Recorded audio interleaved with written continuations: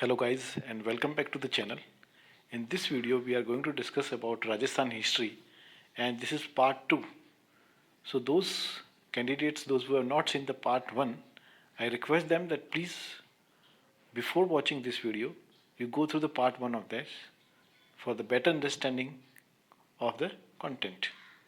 So now we are going to go ahead with the today's topic of our Rajasthan history in which we are going to talk about British drop anchor. Now, what does it mean? This topic, drop anchor, means what? So here, the drop anchor, when you put an anchor, means you fix something. So this is how the Britishers they fix their roots in India. That we are going to discuss in this video. So what it says, let's have a look of it. The British invaders came by sea, following the Portuguese explorer.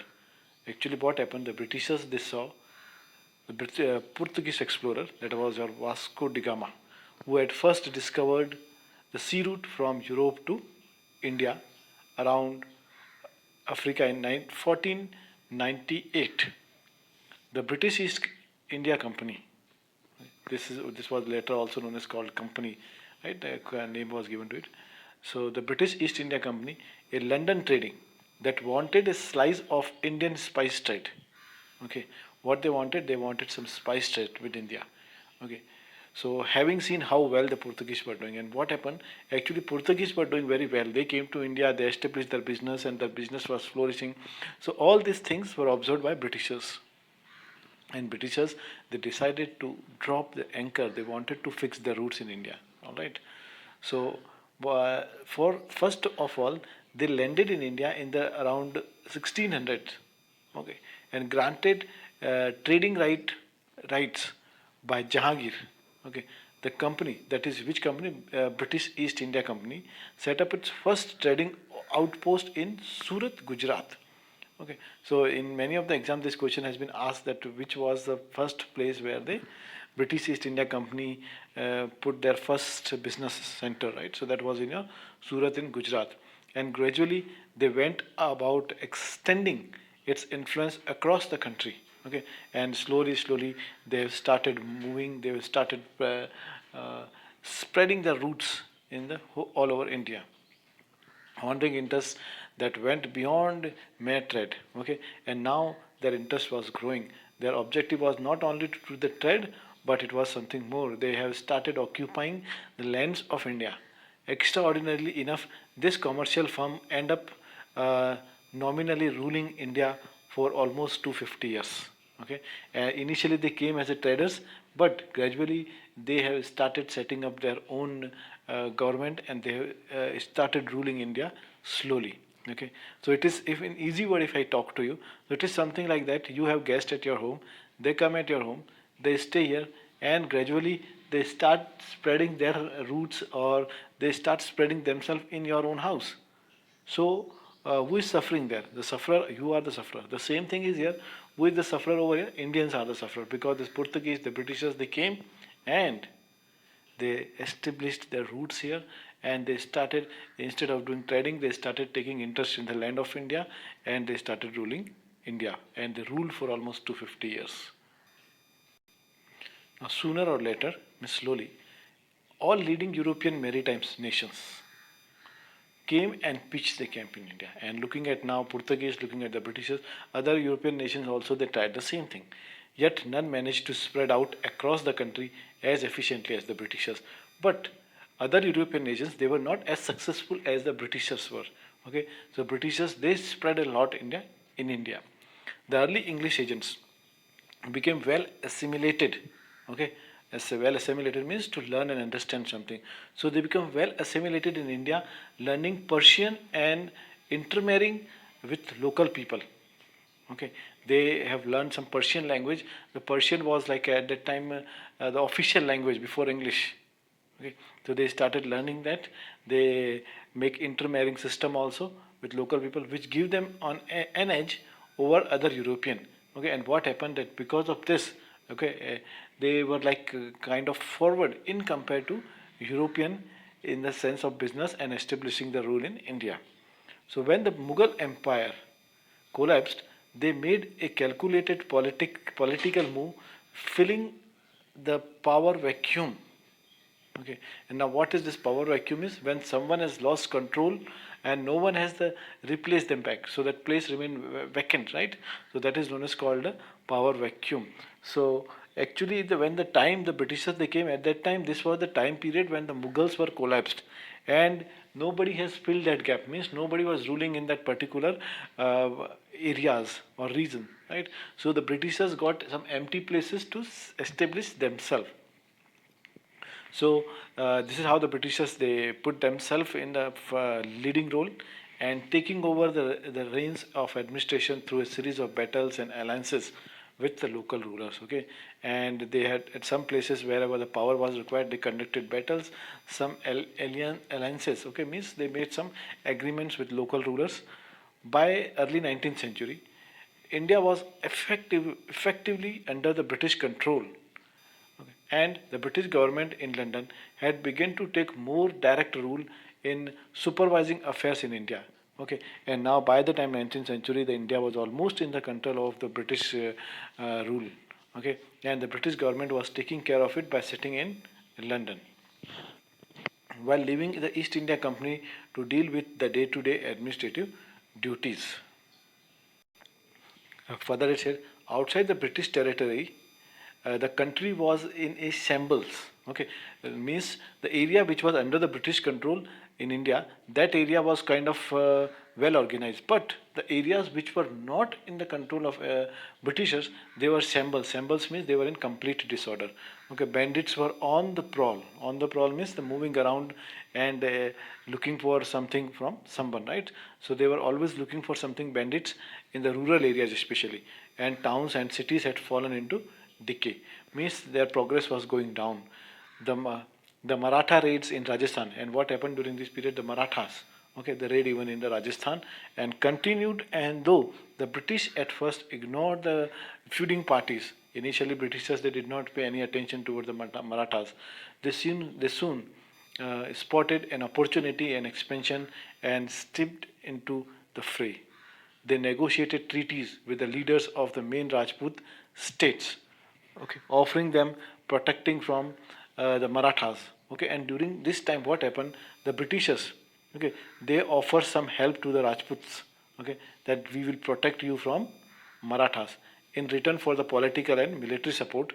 That trick worked, and what happened? That this trick worked for them. Okay, weakened by habitual wrangling. Okay, wrangling means the kind of regular conflict at the regular intervals or something, and already the ongoing conflict was there.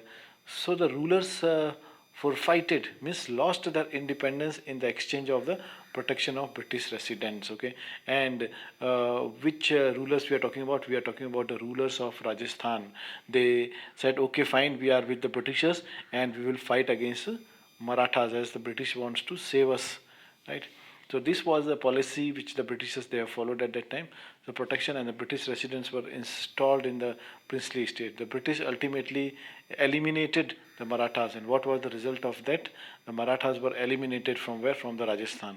Okay, Maratha threat, but in the process, the Rajputs were effectively reduced to the puppets. But what had happened? No doubt the Britishers they have removed or they have sent back the Marathas to their own land, but during the process, the Rajputs they become kind of puppets for the Britishers. Okay, now the Rajputs they started following the whatever instructions were given by the Britishers. Now Delhi's prominences as a national capital dwindled. Dwindled means slowly started becoming weaker. Delhi became weaker to okay, as the British choose to rule the country from Calcutta. Okay, and further it says the British people they have elitist notion. Now, what is this elitist notion? Means when you give preference or certain advantages to the people, those who have money and power. So this is what the Britishers' attitude was. Like they look for the elitist notion.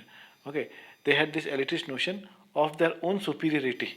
Okay, and what kind of notion they have? That they have advantages, they have power, they have money. Okay, that was to have a lasting impact on India.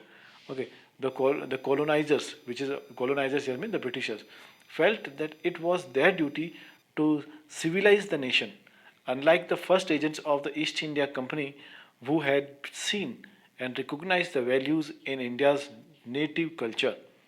During first half of the 19th century, the British brought about radical means complete social reforms. Okay, by the time 19th century, the Britishers they introduced the education in English language. Okay, this was the one of the big change, and this is how your English medium schools they come up with. Okay, which was replaced by Persian language as the language of politics and governance. See, so as I told you that previously, Persian was the language for the official use, right? New roads and the canal systems were installed, followed by the foundation of schools and universities modeled on the British system of education. In the latter stage, they brought, they brought in the postal system, the telegraph, and the railways introduction that remain vital to the Indian administrative systems today. So now here you can see this is your telegraph, your railways, okay, and your Indian administrative system. Whatever this is, what this is all given by the Britishers, including your even the postal systems, right? Okay, so that was certain advantages of this. But now, if you look at the another side, some another disadvantages of the British rule. So it was like that. At the same time, what happened? This British bureaucracy came to the controversial policies. Okay, the severe taxes. They imposed taxes were imposed. Okay, on the landlords, and as a raw material from India were used in British industry. The cheap British produced goods began to flood Indian markets and destroy the local livelihoods. Okay, so Britishers were using our raw materials. They were making the good products with the machines and selling to us only. So this has destroyed the local markets of India. Mass anger. Okay, means people got angry because of this. So mass anger in the country began to rise and found expression in the first war of independence in 1857. Uh, Soldiers and peasants took over Delhi for 4 months. Okay, besieged means to surrender. Okay, to surrender a place within army. Besieged the British residence in Lucknow uh, for 5 months before they were finally suppressed by the East India Company's force. Rajasthan also saw uprising among the poor and the middle classes, but there was little effect on the royal circles as Rajput kings, okay, continued to support the British and were rewarded for their loyalties. Okay, after the British government assumed direct control of the country the following year. Okay, so this was the Rajputs, those who supported the British for the long time without knowing that what trick the Britishers are playing with them. Okay, further we have independence and partition. Following the lengthy freedom, the India finally liberalized itself from British domination in 1947. The road to independence was extraordinary one, influenced by Mohandas Karamchand Gandhi, later known as Mahatma, who galvanized means to cover or protect the peasants and the villagers in non-violent resistance that was to spearhead the nationalist movement. A layer by qualification. He caused chaos by urging people to refuse to pay the taxes and boycott the British institutions and products. Okay, this is what Gandhiji taught because he was a professional, he was a lawyer. So he taught the poor people that they should refuse to pay the taxes, they should boycott the British institutions, even including the British products. He campaigned for Dalits, means Dalits is the lower class of Hindu society, whom he called them as a Harijan or the children of God also. So he campaigned for Dalits and rural poor, capturing the public imagination through his approach, example of rhetoric. Now, under the guidance of Mahatma Gandhi, the freedom struggle was getting stronger. So, the British Labour Party, which came to the power in 1945, okay, this came into power in 1945, saw Indian independence is inevitable. Okay, so the party which came in 1945 and India became free after this 2 years. Okay, so they can realize, they can feel that now the Indians they started protesting against us, right? So it was kind of inevitable that you cannot stop. So the process of the handover of power was initiated, and then the Britishers they started handing over the power. But Hindu-Muslim difference took their toll at the crucial moment, and the country was divided along the religious lines. with the formation of Pakistan to appease. Okay, and to appease means to make somebody calmer. Okay, so actually the Muslims were demanding a separate state. So in order to satisfy them, to order to cool them down, right? This decision was taken to separate Pakistan. Okay, or the Pakistan was separated from India. The Muslim League, which sought to distance itself from the Hindu dominant country. So this was the demand of the Muslim League. Those who, they put that they do not want to stay in such a country which is Hindu dominated.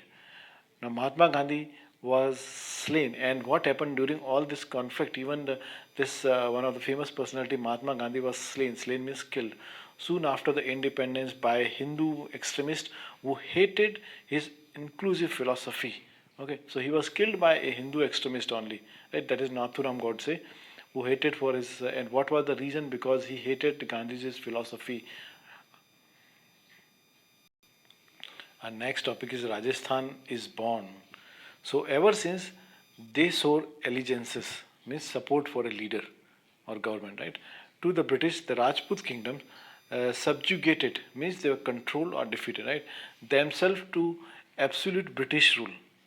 On the verge of redundance, they also choose to tread in the real power and pomp and extravagance. Now, consumptions took over from chivalry, and by the early 20th century, many of the kings were spending their time traveling the world with scores of retainers, playing polo and occupying the entire floors of expensive Western hotels. Many maintained huge fleets of expensive cars. Okay, this you can even see, right? A fine collection of which can be seen in Automobile Museum in Udaipur. Now, while it suited the British to indulge them, the Maharaja's profligacy. Now, what is this profligacy means? Extra expenditures. These Maharajas, they have a living style, different living style, and which include a lot of expenditure. Okay, so that is why it is known as called your extra expenditure. Uh, so the Maharajas was economically and socially determined to their subject, with the exception of the few capable rulers such as Ganga Singh of Bikaner, remnants of Raj. Okay, the British government in India before 1947, uh, can be spotted all over the region today. Okay, so means the remnant means the famous some of the structures of the British time period. One can spot even today also. So example of this is one of your Mayo College in Ajmer and the colonial villas in Mount Abu today. Okay, and in the black and white photographs documenting Chumi Anglo Rajputs, okay, hunting expeditions, which deck the walls of any self-respecting heritage hotel in the state. Okay, today also you can see this kind of pictures you can see on the wall if you will go and visit some of the heritage hotels of India, especially in Rajasthan. Now, further it says that after independence, from a security point of view, it became crucial for the new India Union to ensure that the princely states of Rajasthan were integrated into the new nation.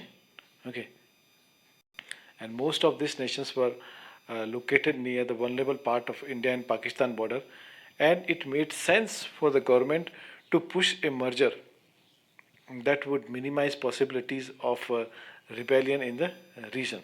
Thus, when the boundaries of the new nations were being chalked out, the ruling Congress party made a deal with the nominally independent Rajput states to give Side. Side means to give power, okay, to the republic.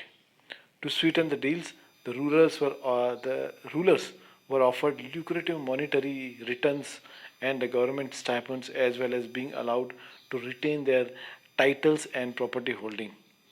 Having fallen on the hard times, the royals could only agree with the government, and their inclination to the yielded Indian dominion gradual brought about the formation of the state of Rajasthan.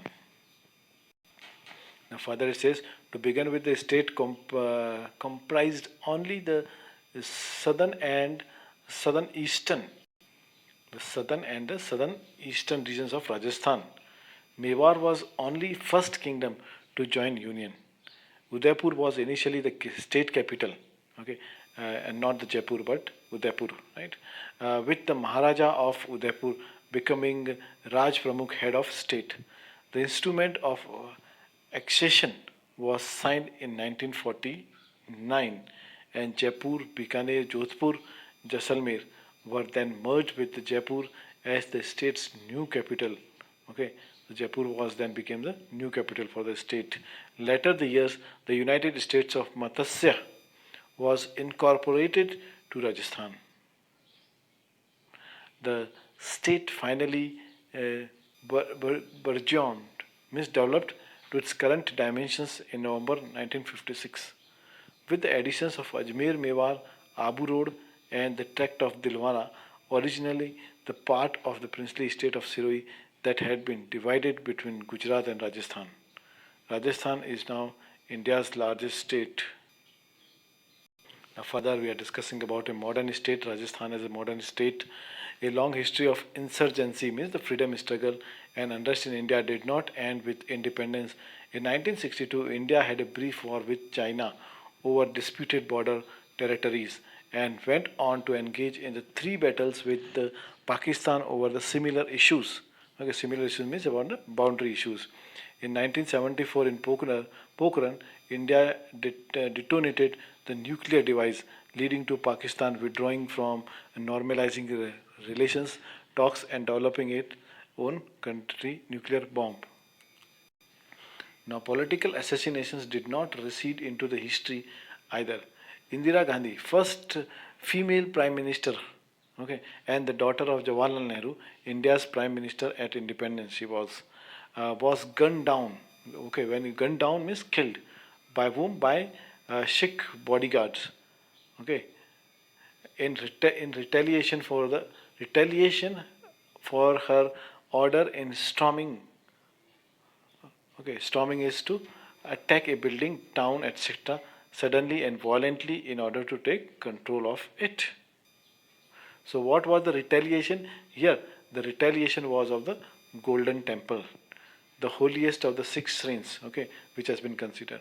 In 1984, that happened. In 1984, the Indira Gandhi was assassinated. She was killed at that time. Now, her son, Indira Gandhi's son, that is Rajiv Gandhi, okay, who succeeds her to the post of prime minister, uh, was also assassinated, okay, by Tamil terrorist. Okay, Indira Gandhi was killed by a Sikh bodyguard, and Rajiv Gandhi was by Tamil terrorists protesting India's stance.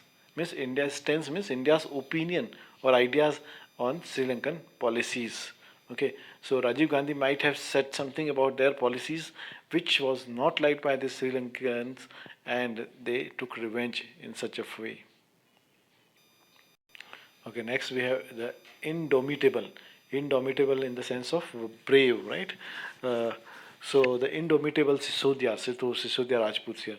So in a region where invasion of the political upheavals were historical norms, the Sisodia of Mewar stood out as an exception, using everything from diplomacy to sheer valor. Valor means bravery.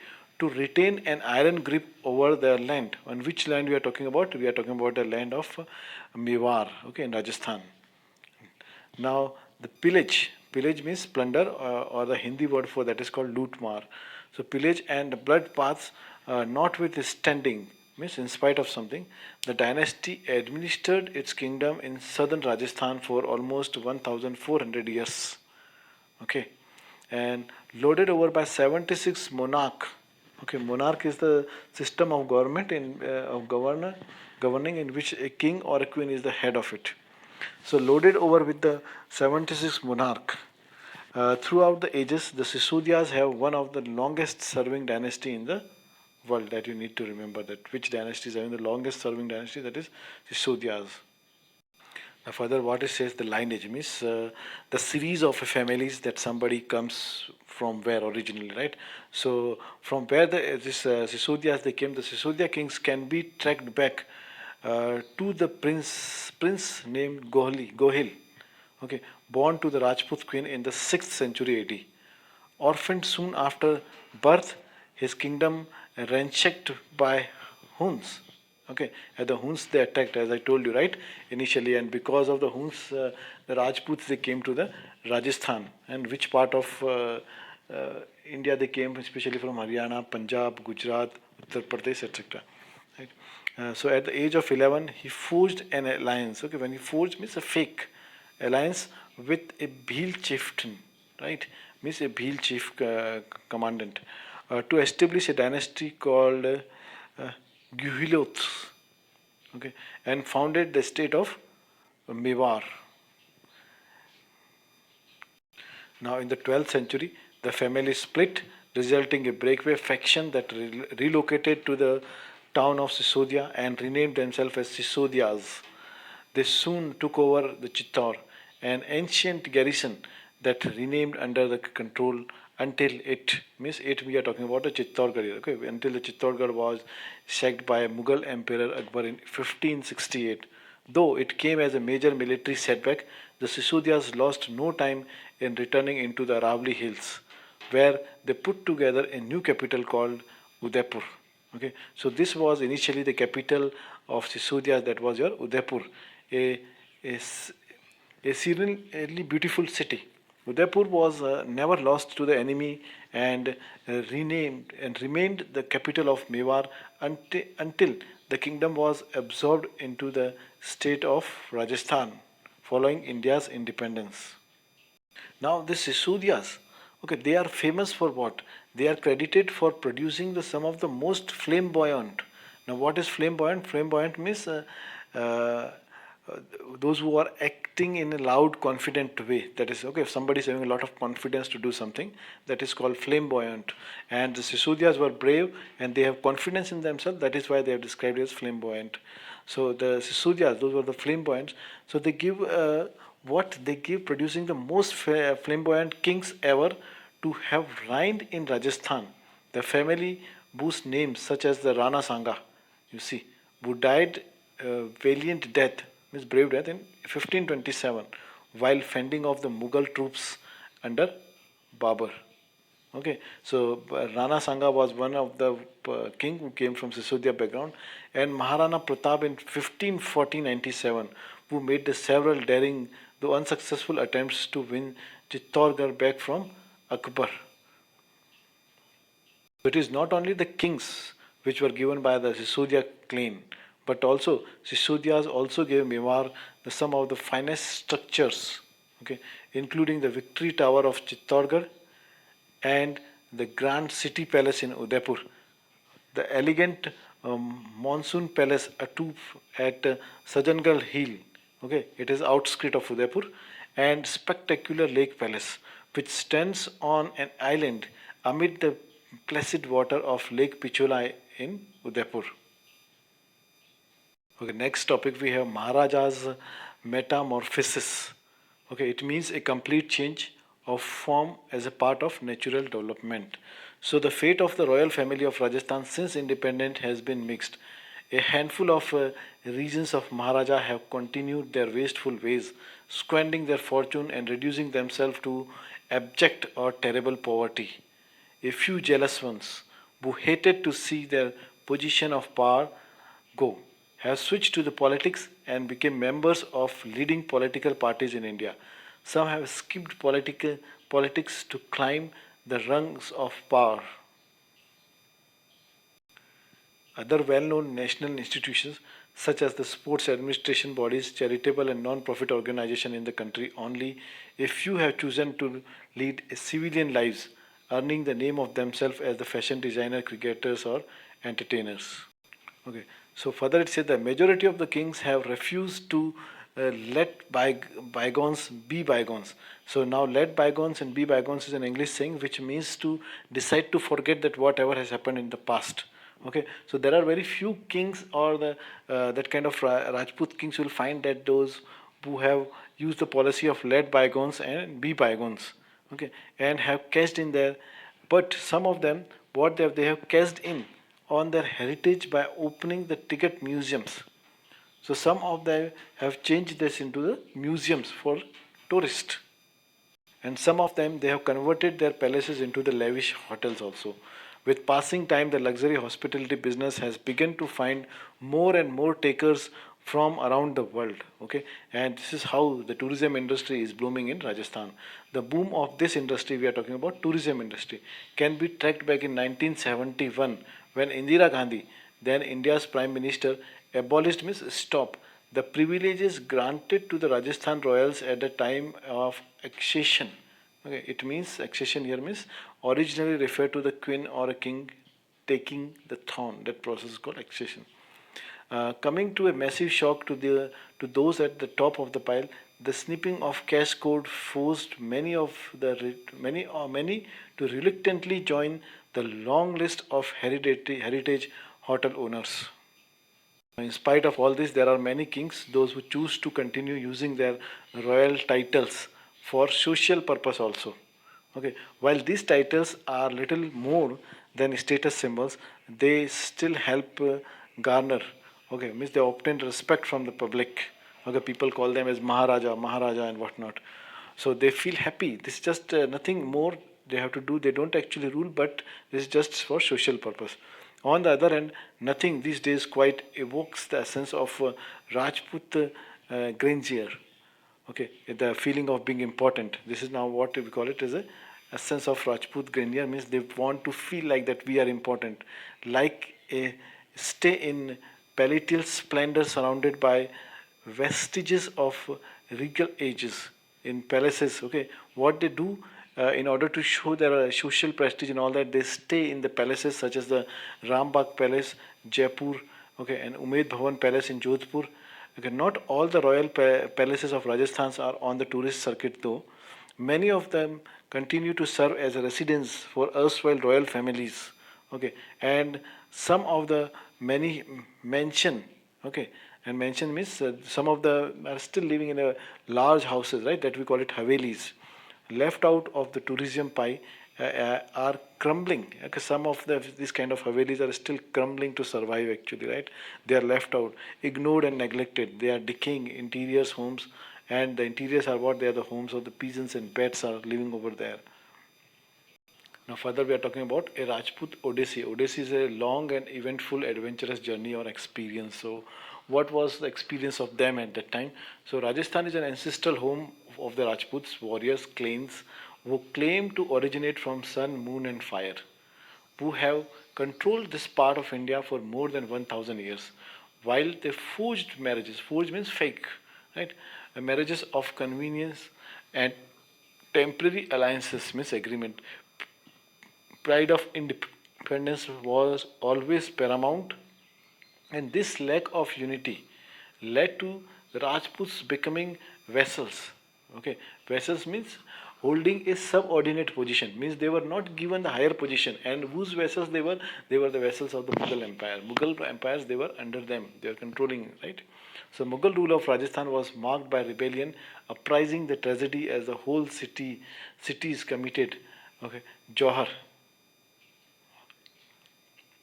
rather than submit to the Mughals. Nevertheless, as the Mughal Empire declined, the Rajput clawed back their independence and signed treaties with the British, allowing individual Rajput kingdoms to operate as independent princely states under the umbrella of British rule. Okay, under the umbrella of British rule means only the name of the British rule was used, but they were allowed to rule. Okay, now you can rule on this. Now, at independence, the Rajasthan's many Maharajas, they were allowed to keep their titles and property holding. Okay, at the time of independence. Okay, when the India became free, so a few of the Maharajas were told, okay, fine, this particular province belongs to you. You can keep this property. You keep your title as a Maharaja. Okay, you can keep this particular, keep ruling on this particular village or area or whatever it is. And they were paid an annual stipend commensurate with their status to secure the participation in the union. However, this favorable arrangement lapsed in 1970s. Okay, this system was lapsed in 1970s, and Rajasthan submitted fully to the central control. Right, means it was in the hands of the government. Okay, and this is how this all the Maharajas rules and all that slowly get over from the Rajasthan. All right, guys. So this much is for this particular series, or I can say this particular lesson, right? Hopefully, see you with more content in the next video soon. Until then, bye bye and keep watching. Have a nice day.